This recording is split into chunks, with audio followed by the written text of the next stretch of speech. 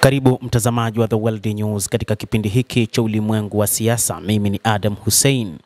Rais wa Marekani Donald Trump amezungumza juu ya wasiwasi kuhusu kushuka kwa uchumi wa Marekani, akiendelea kuilaumu chama cha Democrats, hasa mtangulizi wake Joe Biden ambaye alikuwa mdemokrats aliyepita kabla yake, kwamba ndiye aliyesababisha juu ya kushuka kwa uchumi wa Marekani, huku akisema kwamba yeye Donald Trump na timu yake wanaendelea kuhakikisha uchumi unakuwa imara zaidi na zaidi.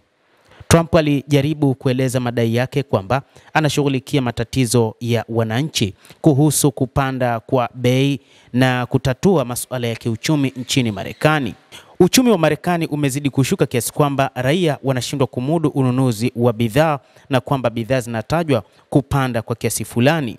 Alikuwa akizungumza hayo katika mkutano wa Jumanne huko Mount Pocono, Pennsylvania, safari ambayo inakuja huku imani ya umma kuhusu masuala ya kiuchumi kwa rais huyo wa Marekani ikiwa inaendelea kushuka. Kufuatia matokeo mabaya kwa wa Republican katika uchaguzi wa mwezi uliopita, ambao ikulu ya White House imejaribu kuwashawishi wapiga kura kwamba uchumi utaimarika zaidi mwaka ujao na kwamba wasiwasi wowote juu ya mfumuko wa bei hauna uhusiano wowote na Donald Trump. Trump mnamo Jumanne alitoa muhtasari wa ujumbe wake kwa ufupi, akisema kwamba walisababisha bei kubwa na tunajaribu kuzipunguza. Hii ikielezwa kwamba hali ya bei za bidhaa zilisababishwa na utawala uliopita wa Rais Joe Biden. Rais amekuwa akimlaumu mtangulizi wake wa chama cha Democratic Joe Biden kwa mfumuko wa bei, hata kama utekelezaji wake mkali wa sera umeongeza bei ambazo zilikuwa zikishuka baada ya kupanda kwa mwaka 2022 hadi juu ya miongo minne iliyopita. Safari hiyo inadokeza mtanziko anaokabiliana nao Trump.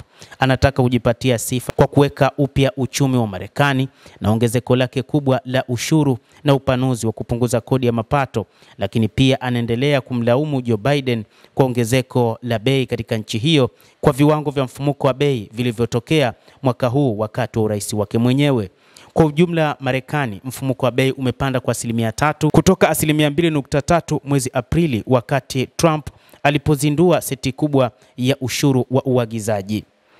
Hata hivyo, inatajwa kwamba sera za rais wa Marekani Donald Trump ndio zinasababisha hali ya maisha nchini Marekani kuzidi kuwa ngumu kila kukicha, na inatajwa kwamba kuweka ushuru mkubwa kwa baadhi ya mataifa kama vile China na hata mataifa ya Ulaya nako pia kumesababisha mfumuko wa bei kupanda. Mtazamaji, endelea kutufuatilia, lakini usisahau kulike, usisahau kucomment, kadhalika na kusubscribe channel yetu hii ili upate habari hizi kwa mapana kupitia hapa The World News.